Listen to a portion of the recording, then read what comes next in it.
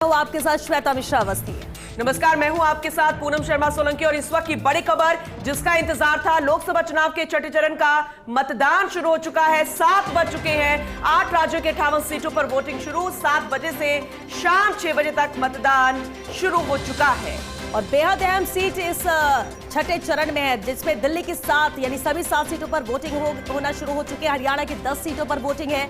उत्तर प्रदेश की 14 अहम सीटें, तो बिहार की 8 सीटों पर मतदान शुरू हो चुका है। झारखंड की 4 सीट, ओडिशा की 6 सीटों पर वोटिंग है, तो साथ ही पश्चिम बंगाल की 8 सीटें और जम्मू कश्मीर की 1 सीट पर मतदान है। यानी कुल 6 राज्य, 2 केंद्र शासित प्रदेश की अगर हम बात कर ले तो 58 सीटों पर वोटिंग शुरू हो चुकी है। 7 बज चुके हैं, वोटिंग शुरू हो चुकी है और शाम 6 बजे तक ये मतदान जारी रहेगा। और सिर्फ ये हॉट सीट ही नहीं, कई दिग्गजों की साख जो है उस संकट पर है। अपने आप में बेहद खास, क्योंकि 7 बजे से वोटिंग जारी। छठा चरण हर किसी के लिए चुनौती, क्योंकि जो आंकड़ा पिछले 2019 का है वो चुनौती भारतीय जनता पार्टी के लिए, बाकी अन्य पार्टियों के लिए भी। क्या वो जो एक सीट उन पार्टियों को मिली थी उससे महज वो आंकड़ा बढ़ा पाएंगे या फिर उतना ही रह जाएगा या फिर उससे कम? सामने आएगी वो तस्वीर जब 4 तारीख को रिजल्ट डिक्लेयर होगा। फिलहाल आपको जो जानकारी दे रहे हैं ग्राफिक्स के जरिए, ऊपर देखिएगा 2019 का रिजल्ट क्या रहा, 2014 का रिजल्ट क्या रहा। और सुबह 7 बजे से अब मतदान शुरू हो चुका है। फॉक्स इंडिया न्यूज पर महा कवरेज लगातार जारी।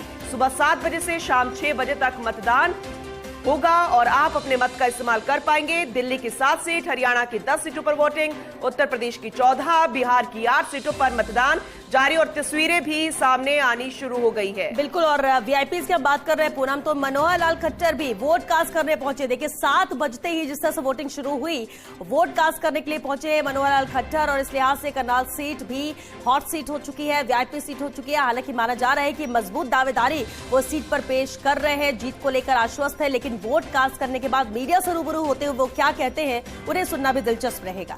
बिल्कुल इंतजार इस बात का कि अब वोट कास्ट वो कर चुके हैं, पहला मत का इस्तेमाल कर चुके हैं। अब मीडिया से वो रूबरू होंगे, क्या कुछ कहते नजर आएंगे।